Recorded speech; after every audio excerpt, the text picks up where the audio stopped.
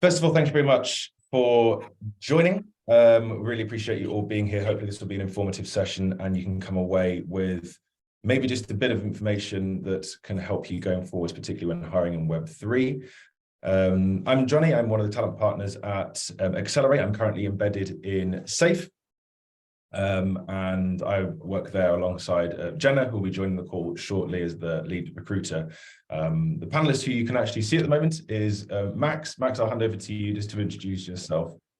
Hey everyone, I'm Max. Similar to Johnny, this is my first time on one of these panel presentations, so excited to be here, speaking to everyone here.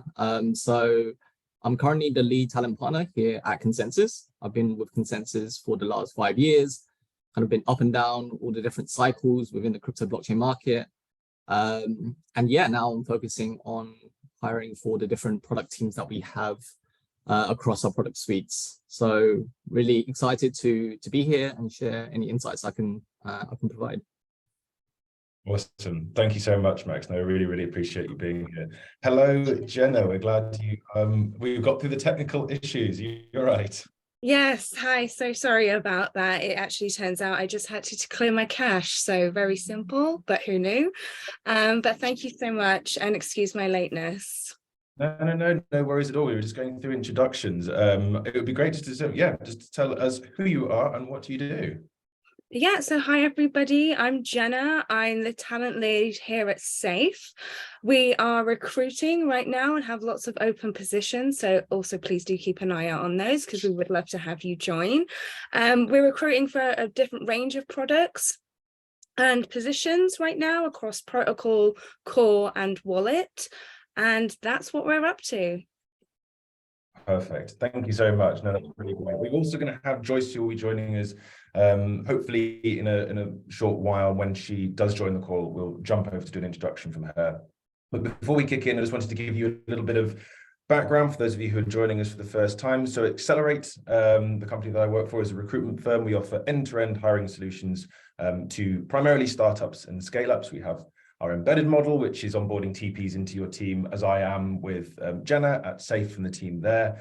We also have our executive team, which hires specifically leaders. And then, of course, our Connect, which is one of our latest products, which actually provides a pipeline of ready-to-interview candidates for you. And our Talking Talent platform is a great initiative. We launched it some time back with the goal being to actually open up some really interesting conversations around recruitment with a view to just sort of evolving our practices and furthering our education in this area. And yeah, having a really hopefully interesting conversation. Hello, Joyce, are you all right? Hi, I'm good. Sorry for running late. Dialing straight in from Paris Blockchain Week. So very exciting time to be here. Really love to share more with you all. And for those you probably have on the spirit of introduction, I am portfolio manager at Animoca Brands. We mostly do game development and also investment into companies in Web3. Perfect. Thank you so much, Joyce, and thank you for taking the call on the fly. This is just actually reiterating, this is a very casual, open conversation. So yeah, please don't worry at all. It's absolutely fine. Cool. Well, look, we'll kick off into some of the questions. We'll also have an opportunity at the end for there to be Q&A. So if you do have questions, either feel free to pop them into the chat, and I will answer some or ask some at the end to our panelists. So we'll jump into the first question. I'll go through. Where am I? Oh, absolutely. This is going on. Sorry, there is an icebreaker. If you could create an application for the Web3 ecosystem, what would it be and why? This isn't so much for the panelists, more for the people who are watching. Please feel free to share in our chat channel. Throw in your LinkedIn profile as well. We'll be happy to connect with you. We can review some of the ones that are particularly interesting, and maybe we can steal some ideas. Joking, we won't. Cool. So I've actually been through all these people. I'm doing things in a really random order, but that's cool. So first question. There are obviously a huge amount of cultural differences between Web2 and Web3 companies broadly. It would just be great to get some flavor from each of you about your experiences of those differences, not just in the sense of hard skills, obviously, but more specifically around the culture and soft skills of those companies in your experience. Max, you want to go first for us? Yeah, sure. So I guess from my experience working at Consensus, I think generally speaking, Web3, the technology itself, started in a very kind of like decentralized way, where we have multiple people kind of trying to get involved from all over the place, right? So barrier to entry was generally quite low. Through that, I think in terms of how people want to kind of like contribute towards Web3 has been kind of like staggered all over the world, right? So what we find is that in terms of culture-wise, is very varied and very kind of like spread out globally. So I think one of the important things that most people find, or most companies find, is that working remotely and being able to work in a kind of asynchronous manner is very important.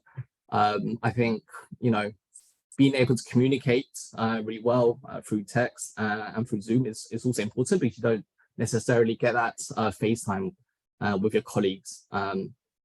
And yeah, like I think just being able to work remotely, and also having a lot of accountability for yourself, because as the technology suggests, it's very nascent. You know, people are still trying to work things out, and being able to have that self-drive, not necessarily knowing what good looks like. I think it's a great aspect to have for yourself.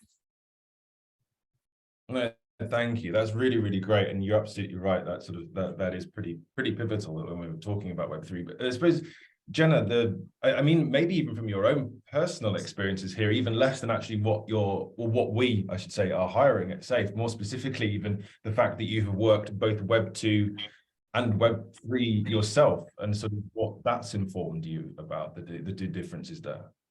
Yeah, totally. So I think working in Web3 versus Web2, one of the big cultural differences I notice is the big emphasis and focus on community, and how people tie themselves to like Ethereum, for instance. Like, it's bringing in a community of developers versus platforms versus investors versus just pure enthusiasts. And I didn't really see that working in more of my Web2 companies. It was more of a focus of them actually liking the product, rather than it encapsulating everybody who actually interacts with the product.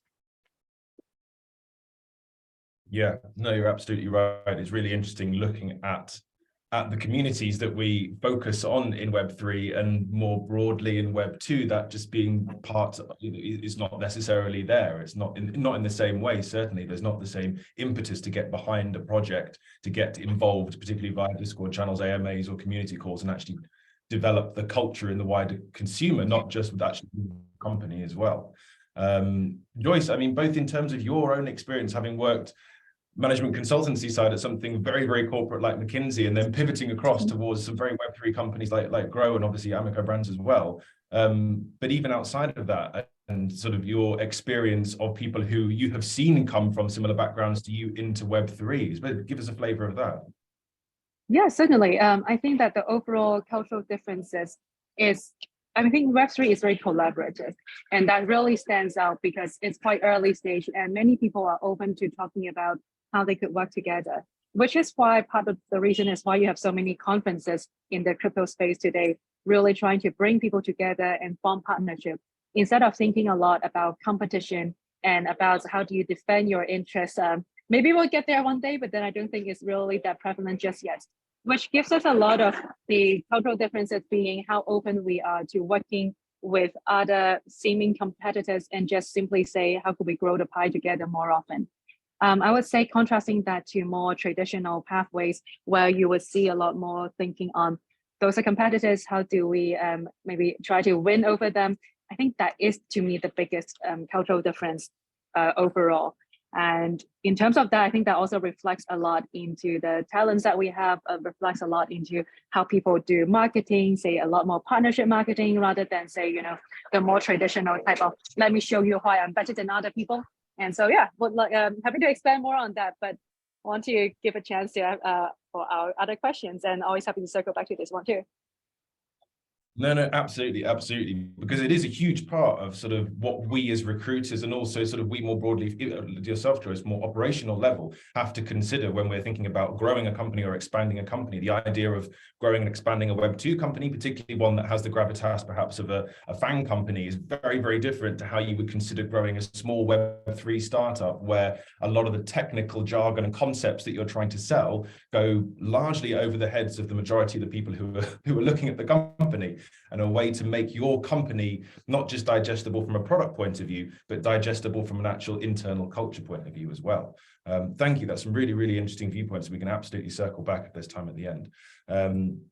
In terms of when we're building Web3 projects, there are sort of different pockets that people fall into when they're building Web3 project, I think. And broadly, that is that everybody tends to come from a very similar background. It's quite common, particularly with Web3, to hire people who have a similar Web3 mindset to those people who already exist in the company. And occasionally that can mean that you end up with quite a linear set of employees in your company who all approach problems in the same way and tackle things with the same mindset. And this is something which I think is not reflective of maybe non-Web3 companies, where you have quite a diverse spectrum of opinions and thoughts and mindsets and experiences all coming together. And so I suppose in terms of, we'll jump back to you, Max, when you're trying to encourage people to join your company, sort of how can we make sure that we are hiring as much diversity of intellect and diversity of experience as possible?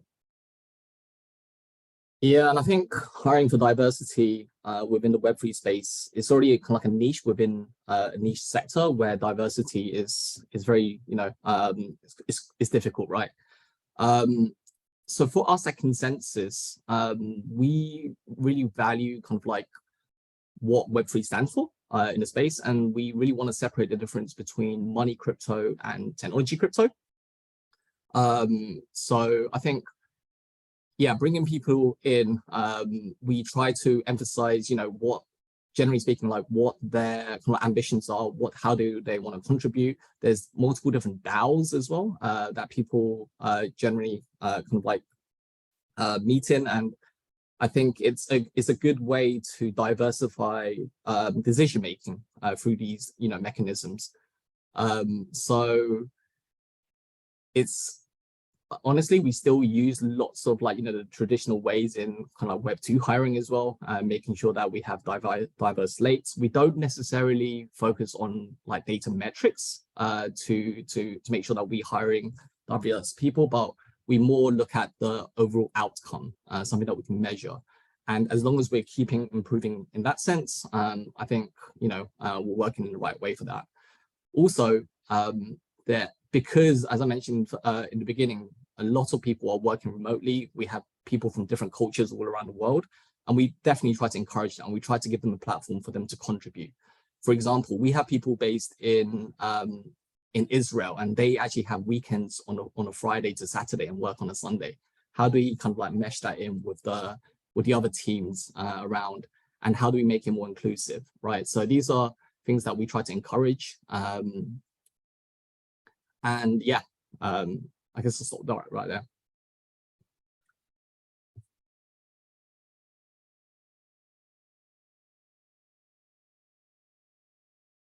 Hey, Johnny, I think you're on mute. Thank you, Max. That was very helpful of me to have left myself on mute there. Thank you. That was a really, really helpful overview. Jenna, I mean, you and I working at SAFE at the moment, very much trying to encourage a diverse portfolio of people's experiences, not just having people who check the particular boxes of coming into Web3 with everything that we need, but perhaps finding people who have scope to fulfill the potential of Web3 without actually having the tangible experience to prove it, and how we're actually going about trying to find those candidates and screen those candidates who could come into the role that we're looking for. Yes, certainly. So I think, especially here at SAFE, we're quite mindful of, a lot of the projects in this space, unfortunately, don't last that long. So people have more shorter stints than they would in maybe other traditional companies where they're around for over a year or more. But also, like, we're screening on their curiosity nature. Do they understand what upgrades have happened with Ethereum specifically, and like how that impacts what they're actually doing? And then that's a very good indicator for us to know that they're looking at the diversity of the whole space and that how that encapsulates the whole ecosystem as a whole. Yeah, absolutely. No, you're completely right. Joyce, I know this is something that you had some really, really great thoughts on as well. The idea of actually, you know, how we can get people, obviously your own background coming from a hugely eclectic experience that you're able to bring into Web3 and what that can actually do for a company that is trying to grow in such a new space. Absolutely. I think it's a really interesting discussion because I think a lot of times we look at diversity in experience and ultimately the core, how does it affect the business, right? And I think Web3, this is very poignant because we are trying to onboard, we always say, right, we try to onboard next billion users into Web3. Ultimately, my question is, well, you know, if we all think the same way, which is quite different from how the rest of the people think, then we are never going to achieve that goal. So we ought to really look into what actually make people tick. And there's no better way to understand that by making sure from product design, thinking about, or even thinking about what product you're going to build, what needs you're fulfilling, to all the way to execution, to operations, about how do actually people should interact with all this stuff, to actually bring that experience of yourself, of your, because you have very diverse experience, to actually bring that to the table. So let's say you don't always build up a very technically complex, very fun to build product, which ends up people don't use, right? So I think there is definitely that experience. I think how can people build more teams with more diverse experience? Then I think that address more of the why we want to do it. And then on the how side, I think it is actually acknowledging that, having that humility of saying, engineers are super important. We love our desks, but also like how to make sure we bring that user experience into this product. I think first and foremost, the most important to me. And then on top of that, then everything, yes, we should definitely look at how are we, you know, bringing that coming from different backgrounds because they have different strengths. And for example, you need some people who is more creative. You need some people who are more organized. I think I'm more on the operational side. And so you try to take the balance, then that it's, I'm not sure if that, okay, sorry, my phone just did not really work very well just now. But coming back to that point, I think like having people from different experience give you different strengths. And that's so important in a small team because you're oftentimes wearing multiple hats and you just have to be adaptable. So if anything, I think people with diverse experience is good as long as they're adaptable, they're willing to try out different things. And also as Jenna said, right, be curious about like why you're in this space, be happy to learn. I think that's really it. No, absolutely. Thank you. No, really, really great answer. Just to add to that, Johnny, can I just quickly just add to Joyce's point? I think there was a big narrative around ETH Denver recently around should Web3 applications feel like Web2 applications? There's kind of like two sides of thought to that. You know, I think education and UX is one of the main blockers for more people moving into the Web3 side, right? But I think the challenges or the problems that Web3 is trying to solve when it comes to like self-custody and other things like that, it needs to almost feel different because there are impacts that you have while interacting with like a Web3 application versus Web2. But I think, you know, taking what works around Web2 and bringing it in, but then adapting it to Web3, I think it's going to be really important and onboard the next, you know, billions of users into the space. So yeah, so that's a good point. No, absolutely, completely right, Max. Thank you. That was a really, really good point to add on there. Brilliant. I mean, perhaps a broad question, but fundamentally trying to understand what soft skills help you as a Web3 candidate. And I don't necessarily think that soft skills make up the entirety of why you'd hire a candidate. There's obviously a large number of hard skills that you need to fulfill in the checklist when you are coming to interview for a role, but there are certainly, in I think my experience, certain skills that we've already touched upon that make you a very, very good potential candidate for Web3. And I suppose it comes back to that idea that we were talking about, this flexibility of mindset and this curiosity with knowing that you are not going to be coming in at the level that perhaps you want. And I think perhaps when you go to a Web2 role, you can come in actually and hit the ground running quite hard. Whereas when you come into a Web3 role, particularly if you are not necessarily Web3 native, you are going to have quite a steep onboarding curve in your experience learning curve, if you like. Jenna, I mean, I might go to you first on this one, just because it's something we've dealt with quite recently in terms of onboarding people who perhaps have a slightly lower level of Web3 knowledge and industry experience and bringing them into a company which is probably dealing with the forefront of the most complicated Web3 concept right now, account abstraction, and just sort of your thoughts around how we can manage that?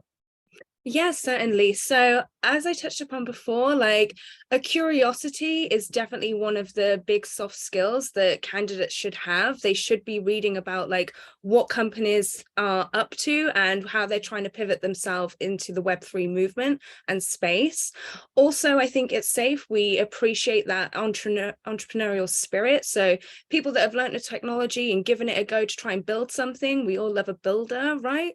That's really appreciated. And other soft skills in terms of like, you have to be quite, you have to enjoy risk. Everything that we're building right now is still up in the air. Like some of the products are fantastic and they're obviously going to be around forever, but it doesn't go for all of them. So you have to kind of enjoy that risk element. So that would be my answer to that.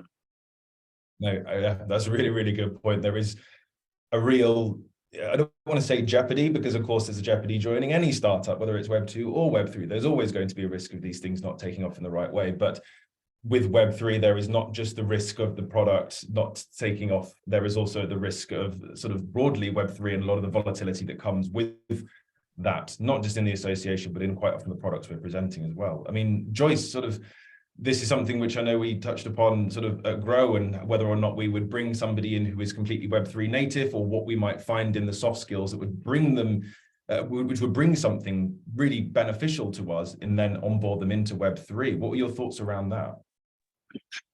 Definitely, I think we have to expand our talent pool to people who are happy or curious, right? Web3 curious, don't have to be like already a Web3 native. And because we want to grow the space. And on that note, I think on the soft skills side, really echoing with everything that Jen has mentioned. And I would say ultimately the question becoming, and that might make it a little bit harder for a lot of people, but this is a very new space, and with it comes a lot of mistakes having been made. And ultimately the question is, do you personally feel interested enough about the space to say, well, things are not perfect, sometimes things fall apart, sometimes, entire big companies would like crumble, and then your family and friends might ask you, why are you doing this? I think there is a part about overcoming that concern and somehow be finding your own reasons why you're in this space. I think that conviction, it's something might be quite uniquely, not necessarily Web3, but for any early technology. And Web3 exacerbates or like amplifies that because of the high profile, how much, any mistakes, goes on to headlines that really does make sometimes like challenging, right? So having that conviction and being willing to say there are good parts of it that you're really interested in, and being happy to stay despite things are not always going well. I think I'm not sure if that is a soft skill, so to speak, but that's definitely, I think, a character or a trait that's something to bear in mind. Absolutely. There's that whole sort of idea of actually soft skills and where it bridges into somebody's character and their impetus for joining and what they can actually achieve, and where the two sort of differ. Max, obviously at Consensus, I imagine there will be sort of certain, let's call them traits, that you are looking for in people joining, whether or not they come native or not into a role. And sort of, does that correlate to a soft skill that Consensus really do like to see in their potential candidates? Yeah, I mean, I think when it comes to, bringing people on and hiring people, we just want to work with cool people as well, right? Like, I don't think there's a necessarily massive gulf between the, the experiences of a Web 2 person, or, moving from Web 2 to Web 3, or the soft skills. One of the values that we have here at Consensus is, just treat people kindly, treat people how you want to be treated. So I think as long as, you have those kind of like mindsets, you can pretty much join any company, whether it be Web 2 or Web 3. Now, in terms of kind of like mindset, how you could potentially differentiate yourself, one big thing at Consensus is, I go back to this again, is the money crypto versus the tech crypto side. So I think understanding why you want to move into this space is really important as well, right? Like, if you're just chasing a pump and dump, if you want to just build, a token and release it, it really is not taken into the ethos of what blockchain or Web3 is really trying to accomplish. So I think, really understanding that firstly. And then also, as Jenna mentioned, feel free to, play around with things, right? There's loads of test nets. You can deploy things quite simply. We have loads of learning materials online as well through Binance. MetaMask Learn recently launched as well. So upskilling yourself is it's something that you can do. And I think, participation in loads of DAOs is really important as well to really understand kind of like, governance in a different way. So yeah, so when I speak to people, I really try to work out why do they want to join Consensus? Why do they want to kind of like move into the Web3 space? And then as long as you're happy to also be adaptable and change, I think Web3 companies are like startups, but just with a rocket ship attached to them, because with new upgrades coming out every single quarter, right? Like recently we had, we had the Shanghai fork coming up. We have the accounts abstraction. These are massive developments within the space. So prepare to kind of like, pivot and change and always adapt because there's always something new that's coming up because the technology is so new. We had NFTs and then suddenly DeFi blew up and then now we're looking at metaverses. There's always a new narrative. But yeah, just being, curious, being able to kind of like, understand what the overarching goal is. I think that's a great kind of like starting point. Yeah, completely agree. And I think that largely there's in certainly applications occasionally that I've seen, not necessarily just at Safe, but in former companies as well, when people apply to a Web3 role from a very sort of traditional financial or perhaps just broadly a Web2 side of their, the companies, it can be a necessity that you want them to have at least addressed the fact that they don't have the Web3 familiarity, particularly if they join the screening call with you and they don't know about the simple concepts perhaps of Web3, haven't done the research, haven't got that curious mindset. And it's not that you need everybody to be super passionate, you don't need them to all be DJs, you just need somebody who can come in and adapt quickly to the lingo, the jargon, the way that a company talks and the pace at which that language happens. Because fundamentally, if you aren't curious enough to try to engage with the space, you won't be able to succeed as efficient or as well as you could in that role were you well versed in it. So I think that idea of being a curious individual and being a player who's ready to come in is really, really great. Biggest obstacle in growing a Web3 project, I think this is the idea of this question is sort of whenever, and you touched upon this, Joyce, like stuff goes wrong, and when it goes wrong, it really does sort of go wrong quite publicly sometimes. And sort of when you are trying to grow a company, when you're trying to build your team, your structure internally, there's obviously a lot of considerations from a strategic point of view. But I suppose if you have an example in any of your backgrounds of a particular obstacle that you had to overcome when you were thinking about growing your team, your projects, it would be great to sort of hear or get a flavor of that. Can I start with you, Joyce, just to keep it mixed up? Sure.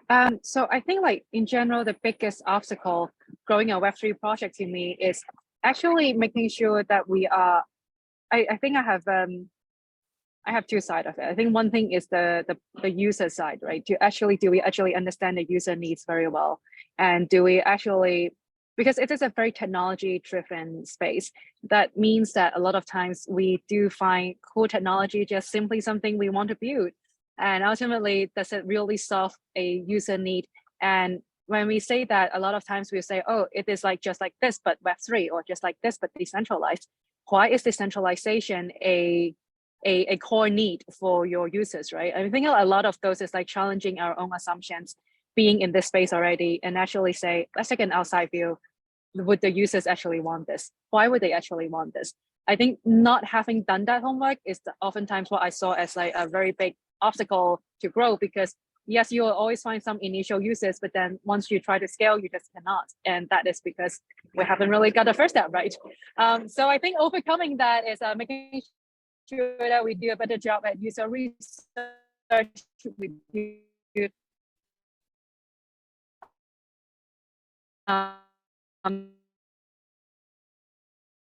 need. Oh, were you losing you slightly, Joyce? Your signal might be dropping out. And then having the right people to help do that.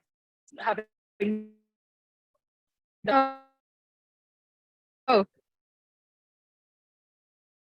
We'll come back to you, Joyce. If we come back to you, we might have to turn your camera off to see if we can get some better signal. The glory of technical problems, they never seem to leave me alone. Let's come back to you, Joyce. Max, can I come over to you? Because Joyce's answer was touching no upon worries. No worries. This idea of yeah, actually sort of what you can do to overcome exactly what Joyce was saying, this idea of a massive issue when you are hiring and how you can actually get around that. Yeah, I mean, I think one of the main issues for us Consensus, and I can probably imagine it with other Web3 companies as well, is that the way that the company, so we want to be as Web3 native as possible, but current, I guess, like regulations and just how we employ people, it has been a massive hurdle for us. To give you an example of this, paying in crypto, paying in tokens, right? You know, there's certain jurisdictions that makes it a lot easier, others fairly impossible. And then also hiring, you know, how do we hire someone from, you know, Australia versus US, Canada, right? Like it's very difficult to have entities set up all around the world to be able to employ them. So we're always looking for, you know, new ways to be able to hire people in a legal and compliant way. But I think, you know, once we get more clarity around that, I mean, there are companies that, for example, we use Velocity, there's Deal as well, that really supports, you know, hiring people globally. But then at the same time, I think this is just a wider kind of like issue. But when it comes to, you know, paying people, certain countries have extremely high inflation rates as well. So we try to hire people in, you know, South America, in Africa, and they always struggle with getting paid in their, you know, in their local currency. And I guess this is kind of like what Bitcoin and also cryptocurrency is trying to be there, right? It's meant to alleviate some of that. So that's one of the biggest issues that I guess we have as a company, because we try to hire, you know, the best person for the job, and it doesn't really matter where you are. We try to enable that. But we're slowly making kind of like progress around that. There's more clarity around, you know, how to get paid in tokens in different countries, and I think it's going to take a while, but we want it to be very seamless, just like how all kind of like Web2 companies hire people right now. So yeah, so there's probably a few more that I'll think of, but this is one of the main challenging factors that we have, you know, facing hiring right now. Yeah, no, thank you. That's really a great point. And I suppose, Jenna, that's something largely that we're facing as well at SAFE, is the fact that obviously, you know, Web2 companies, of course, want to hire people wherever they are based. You want to hire people as remotely as you can, within reason, making sure that projects can still maintain that same pace if there's not so great a time difference. But then, of course, if you're trying to create a more hybrid structure, some companies still want to do that. And ultimately, you're then left with the problem of there's less Web2 people in these particular locations. And when you put into the factor of Web3 as well, that number of people who can fulfill that job in that location and are available to work at that particular time drops down very quickly into the single figures. And I think that's something we've been finding, isn't it? It is, yeah, definitely. And obviously, SAFE believe in the power of in-person communication and being able to solve things that way. So companies do have to understand their own trade-offs and understand that maybe hiring a project might take a little bit longer if it requires relocation and things of that nature. But I think blockchain in itself, now maybe like a few other countries here and there in the world, but I think there's little communities of enthusiasts everywhere right now. So it's becoming easier, but it's still a challenge. Absolutely. No, completely agree. Joyce, I don't know if your internet is maybe, I don't know if it's your internet or my internet, I'm not really sure, but I'm quite sure it's mine. That's all right. If there were any other sort of points that you wanted to finish on that you weren't able to say, it would be great to sort of hear the end of your thoughts. Yeah, I wasn't sure if how much of that was actually getting through, but I think ultimately it's actually finding the right people for the job. And a lot of times is that because startups have a fairly, I mean, they used to have a lot of capital, now that they have shorter runways, right? So timing is very crucial. And the constant struggle is that once we try to understand the user demand, on the flip side is that how do we deliver on those demands? And I think on that one, getting the right people on board is important, and trying not to get to just hire someone because you need something done today, but actually taking the time to find the right people. I think that is something very crucial. But I also feel like in terms of how exactly you overcome that, we have way more recruitment talents in this talk that they've covered better than I do. No, and you're right. There is sort of obviously there's an urgency in any recruiting. There's a need to bring people in quickly, and I think sometimes with Web3 companies that I've been a part of, it can be that people who have, I've touched on this before, a very similar mindset when it comes to the people who currently are in that company, the culture that they've created. And I'm going to use the sort of like broad stroke term, missionary versus mercenary. And it's this idea of when you have a company of people who are all quite mercenary in their thoughts. And by that, I just mean they're sort of very, very power forwards. They're very, very sort of often coming from quite high intensity backgrounds, and they want to maintain that within the culture that they've created. And obviously, when you have a collection of people who are all hiring with that in mind, you end up with a company which is very, very driven and forward moving, but equally sometimes you miss the mercenary side of missionary side of things, which is to have people who perhaps can bring a little bit more of a shade to the culture and actually have a bit more diversity of viewpoints, opinions, and also culture, as we were talking about earlier on. But thank you very much. That was a super, super helpful overview. I think we go into the Q&A now, which is fun. A few different questions. I'll go from the top because this one's actually quite an interesting question from Ashley. How do you build trust within the wider community who aren't familiar or knowledgeable about the Web3 space? And this reminds actually of early days in SaaS and cloud computing and needing to really get the buy-in from a wider audience in those early 2000s. So I suppose it's broadly how we can build a trust within a community with a product that fundamentally people may not know much about, or maybe not even have an awareness of what they do. Max, that's something that you can sort of speak to. I know that Consensus is largely a quite well-known brand in Web3, but I suppose outside of Web3, people sort of may go, what is Consensus? Yeah, I'm just thinking like how unfortunate the more recent events have has kind of like occurred with firstly with Terra and then Celsius and FTX, and I really want to differentiate the latter two. Essentially, they're almost like taking traditional financial systems and moving it over to blockchain, so that they're able to kind of like operate in an unregulated space. But I think that has damaged a lot of the reputation for Web3 and the product itself. But I think, yeah, just going down that rabbit hole a bit deeper, just understanding that the actual overarching goal is to build products that really kind of like prevent these scenarios from happening. I mean, with MetaMask and Infura, two of the larger kind of products that Consensus build, and also our ZK EVM products coming down, I think it's about kind of like testing and using it as well, right? Like, there's a lot of element of self-custody in the Web3 space. So you need to be really comfortable in kind of like owning the assets that you have. If you unfortunately, send some crypto or anything to a wrong address, then it's nearly impossible to retrieve that. And really having that mindset and understanding that, and then doing more kind of like self-diligence in terms of what types of applications that you connect with, and understanding kind of like the value that the trade-offs between self-custody versus a custodian. But yeah, like, building trust, I think it's just, we just need to keep building and we need to keep changing the industry. And eventually, I think there will be a point where people kind of like have the aha moment. And I think that's when a lot of people start onboarding and then understanding, the use cases. We also need to build more use cases within Web3 as well, right? Like, and NFTs was great. It built a lot of hype, but then how can we actually utilize that in the real world? And then, we can potentially look at tokenization of, assets when it comes to real estate, when it comes to, music rights and stuff like that. So there are different use cases for NFTs rather than just kind of like JPEGs.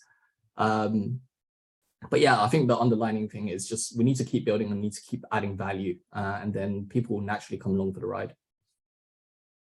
Yeah, and that's a really interesting point that you were making about sort of building trust with something which is largely built around a trustless system. It's sort of it can be very difficult and a bit of a juxtaposition maybe. But I think Jenna sort of like pivot onto sort of what Safe, obviously when Safe first came about, is an internal tool at Eunosis, so it had perhaps a wider community of people who did trust in the platform. Being one of Ethereum's first side chains, I reckon everybody was felt pretty confident of it. And then we spin off, become Safe, and then obviously it's a case of then rebuilding that trust. And obviously we are, as a labeled title of our company, Safe, so we kind of have to put our money where our mouth is on that instance. But there is sort of largely a need to actually build trust around what we're doing and the move away from EOAs, and actually putting confidence in people when they come to either join us or use the product.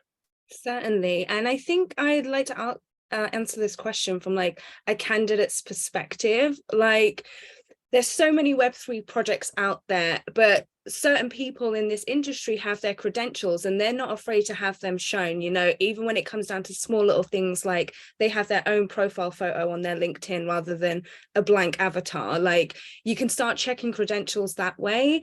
And also what they're building, like, are they involved in the discussions around like regulation and how like the technology evolving will actually affect the products and the movement and the space? If it's just, some random token drop that doesn't have a big name behind it, you need to be reading up on the white paper and the legalities of it and things like that. You should really be taking like ownership into your own domain to help build your trust in yourself, to be able to qualify different projects, different spaces, different people that you'll be working with.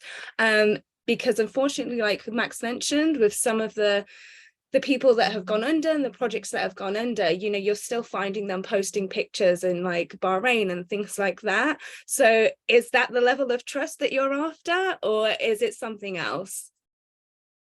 Yeah, no, you're completely right. And it's really interesting thought. And Joyce, I sort of, when we were both at Grow, obviously sort of one of the big situations that occurred towards the end of my time there was obviously when the situation with Tether happened, and there was obviously a lot of issues around trust and how you can trust projects. And that was one of the big fallouts of Web3 at the time, and left people reeling slightly. And particularly, I think we both saw from the point of view of people wanting to join Web3 companies, it did kind of slow down. But also, what did we do to sort of actually rebuild that trust and realign everybody with what we were able to do?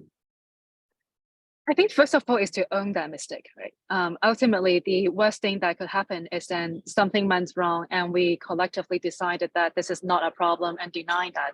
I think that just communicates a lot of, that we are not trustworthy. But then I think like to flip that is then mistakes would try to make it not happen as much as possible through different levels. But when they do, as a space, I think owning that and saying that wasn't right.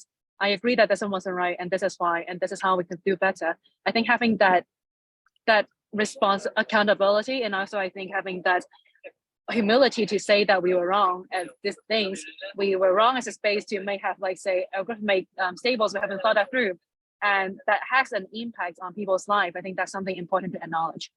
And I think like with that, the trust was damaged, and how do we do that? I think different projects at that point would have had different ways of dealing with that. And I think one of it is, yes, as much as we would say, DYOR and all of that good stuff, we would end up also coming from a place of empathy and then asking, if I were them, maybe like not me, but like, if your beloved ones are the ones who got impacted, how would you like them to be treated? And then coming from, of course, you don't take on like extra or like unnecessary blame, but ultimately it's coming back to your point of they were hurt. And then like, so how could we do something to make it better? And you don't, sell your entire treasury just for that. But then like, is there something we could do? I think trying to find ways with the community to rebuild that trust is something that we could do. And the outcome might be big or small, but I think taking responsibility and trying to do something and showing that we are putting in the efforts and the good, it's not gesture, but it's like more about feeling that burn ourselves and hoping that, we can do something for them. It's something we could do. Yeah, I think you're completely right. This sort of the anonymity that Web3 promotes, the decentralization promotes, is fantastic on the one hand, but the whole notion of doxed and undoxed can sometimes leave people with an absence of empathy, particularly in those situations. If you don't feel like you are connecting with a person on the other end of it, you are connecting with a wallet ID, or whatever it is that is sort of creating a divide, that can sometimes, I think, lead to sort of, yeah, as you say, an absence of empathy sometimes, and to own it is definitely a great way forwards. There was a great question that came through. I'm going to pivot onto another one from Anna Laura. What are some of the ways for Web3 companies to build a positive reputation for diversity and inclusivity, as this is currently a broad issue within the industry? This is actually a really good question. It's something which I've actually been writing about separately. I'm going to release a little blog on it because broadly, based on the statistics that we have at the moment, startups and scale-ups have a significantly lower representation, particularly when it comes to gender diversity and also gender pay disparity. But ironically, maybe not ironically, when you look at the Web3 startups, it drops even further. It drops in line with sort of roughly where we as a nation were in around 1980, which is pretty diabolical in a way, and sort of doesn't necessarily fall at the door of the talent teams, but more sort of the companies and the sort of cultures that have been created. And I suppose, Max, I can come over to you first for this one. Not necessarily just from a consensus point of view, but any of your other experience as well. What are some of the ways that we can build this positive conversation around diversity and inclusivity, and actually encourage people to perhaps join a company that is a Web3 project without much diversity? Yeah, I mean, there's a lot of things that we can discuss around diversity, like not just specifically in Web3, but just in tech and hiring in general. I think an important aspect is that diversity isn't just something that talent owns.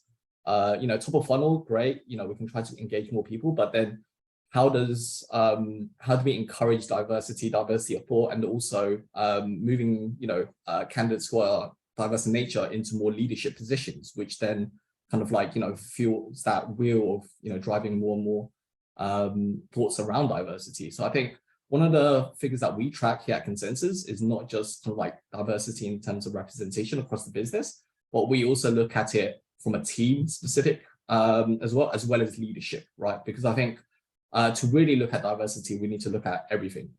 We can't just, like, for example, HR and marketing generally has more female representation versus like engineering.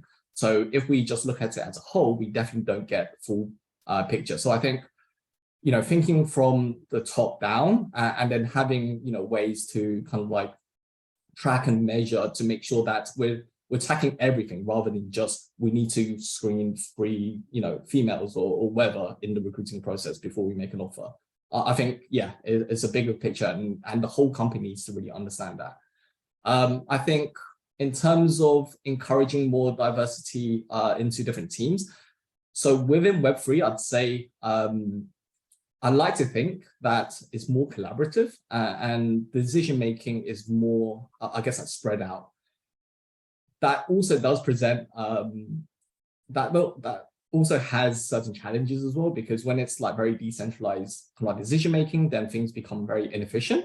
And there's lots of different ways that, we can take a specific kind of thought and go with it. But generally speaking, we try to have, multiple different people contribute, and we definitely try to encourage that at Consensus. There's another issue with kind of like grassroots as well. There's not many people at kind of like the graduate or people moving into the first job category, especially with engineers as well. So we're trying to like really help when it comes to the educational part as well, and really encouraging that. There's loads of really strong diversity kind of like groups out there, like Women in Blockchain, Crypto Chicks, that I would highly recommend engaging with as well. But yeah, I don't think there is an easy solution to this, and it takes the whole company to really think about this, rather than putting the issue on one team. Yeah, thank you, Max. That's a really, really great answer. Jenna, do you want to sort of sort of talk about anything, again, not just necessarily at SAFE, but you formally as well, having worked for Consensus, and perhaps sort of the different solutions that you may have come across? Yes, certainly. Like, I think for Web3 startups, especially when they look at the issue of diversity, they kind of need to embody some of the blockchain values. So you have to be transparent about where you're currently at, and then people can make their own informed decisions of if they're going to help you to get to that destination. Because I think that diversity, it's not a destination and one size fits all. It's a journey, and people want to contribute, you know, especially to this space. So if they're ready to build and be pioneers within this industry, then they can help transform it to what they're also comfortable with. Absolutely. No, that's great. That's really, really great to know. Joyce, I know that you have some thoughts on this as well. Sort of talk us through your thoughts. I wanted to like address this from the other side of the funnel. We talk about recruitment side, but as Max rightly pointed out, it's not just a talent question, right? We also have to look at the attrition side. How many people, how many women are leaving this industry, perhaps because they don't feel like they're being included. And I know that this is a very touchy subject because people would say, well, Web3, you can survive with a PFP, you know, like, you know, what is not a problem. I think, first of all, if we look at figures of how many women founders there are in this space, People of Crypto did a joint study with BCG about this. 7% of the founders in Web3 are women. 13% of the founding team members are women. So these are not high numbers. And addressing this disparity, I think, gives us a sense of, well, from more where I sit right now, more on the investment portfolio side is, could we do something to help women founders? Is there something that we are potentially overlooking because of the way we just used to, you know, the way that we operate? Is there something we could do to say help feature, amplify, make sure that as we think about the products that we want to share, could we just be a bit more mindful about like how we create more space and amplification out of that? So I think there is a lot of us, not just in the recruitment side, of thinking, how do we keep the women who have been in this space for longer, because hopefully we create an environment that is not just inclusive, but that they can thrive, and we'll just give them the platform to do so. So that is a bit higher level, I know, and it is, again, something that I think we just as a space wants to tackle that more collectively, and not just say that, you know, oh, we just recruit more women. It's like also a lot around how do we encourage women to found companies, and then for those women who join to stay through. And I often joke that in a crypto conference, the place you get the best Wi-Fi is in the women's bathroom, because there are really not that many women there. And I hope that one day that would change. And then I'm really looking forward to more women in this space. No, yeah, you make such a good point. And it's sort of, I read the same BCG article that you read, and sort of it does talk a lot about the sort of where it comes from the top down, and often sort of like with the large number of male only founding partners in crypto companies, Web3 companies, and also it goes the rung above that and actually looks at a lot of the investors in the space who are also largely male dominated investors, who are probably, perhaps, you know, you can talk to it on a wider level, there's a whole conversation to be opened up about it, but broadly selecting male oriented projects, and that sort of in and of itself is causing an issue that filters all the way down.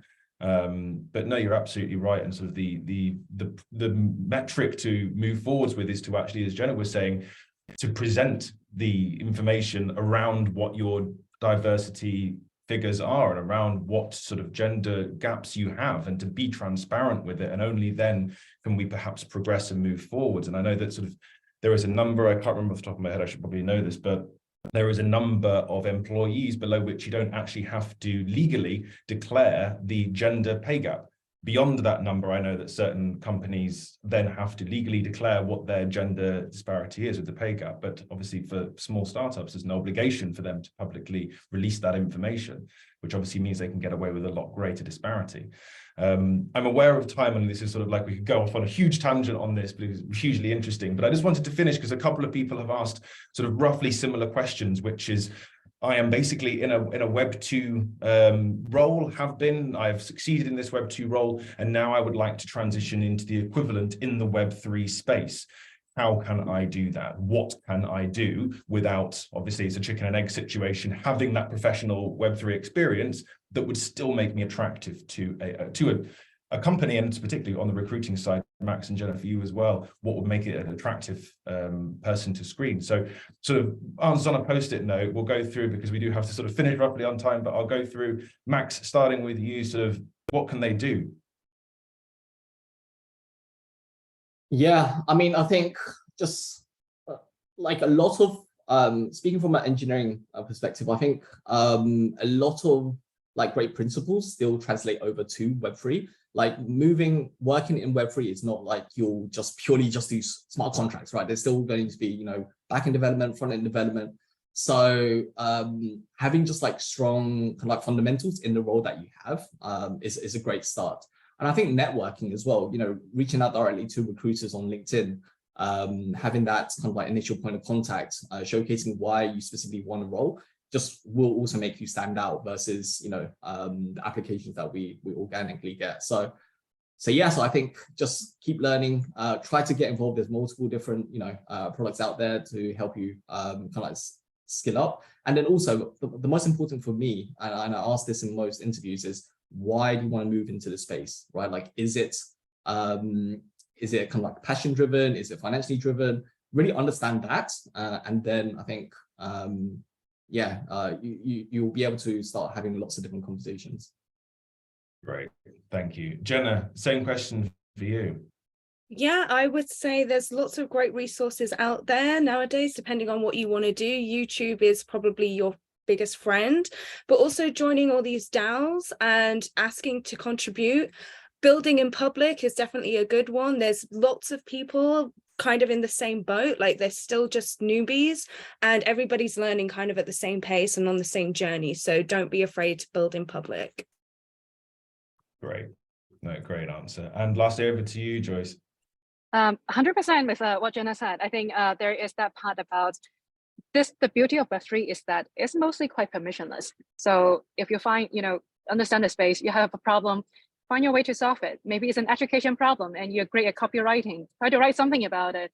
You do not need any permission to do that. If you're a program, like if you are coding, then like you can find a problem and try to solve part of that. And I think there is definitely that helps you build up your portfolio, and then that can showcase your passion, your interest beyond, you know, saying that you are, right? The second part is, and I just popped the link in to help plug Consensus Academy, is that there is actually a lot of great resources out there. Like Jenna said, I think like Consensus has one, Alchemy has one. There are many great resources. And I think being able to share what your learning journey looks like, I think that also highlights your interest and helps you differentiate from someone who is just testing the water, and shows like why you're interested. And maybe through this journey, to Max's point, you also find out more and more so why you really want to be in this industry. No, great answer. That's really, really helpful. And I hope that's sort of given those people who are asking that question a little bit of context. We have run out of time now, but thank you so much to everybody for joining. Thank you to our panelists, Max, Jenna, and Joyce. Really hope that you found that interesting. Please do like, share, subscribe, get involved. Feel free to network with us, reach out. We'd love to hear from you. But yeah, again, thank you so much for joining, and we'll speak to you all soon. Thanks so much. Thank you. Have a good rest of the day. Thanks, everyone. Bye.